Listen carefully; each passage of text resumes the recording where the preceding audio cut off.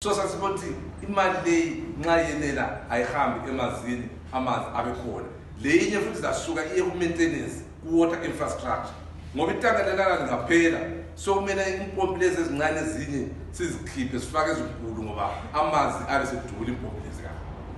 So that's what we are planning. La ngakwazi kusana ukutshana futhi esihlongo esingaqedi indaba yamanzi, part of that plan will be going there so that we solve indaba yamanzi eGwana. Elisesikhathi utaka lelana lingaphela la ngamagezi akazahambe liyahlala 2 weeks lamanzi. Njalo futhi uPorto is the highest point eGwana where water flows gradient ye 25 kilometers. Asigelezela amanzi efike eColombole water amanye efike eStenmore. So yiko sithe siphatheke kakhulu ngendaba yamanzi ukwenza ukuthi siqedelane lamanzi abantu beGwana ba sile ngoba sesikhala kakhulu ngamanzi. Iproblem ethu esuka amadamu ngamanzi. Amadamu vele kazatshe. Even as we speak idondorelo kugcwele amanzi.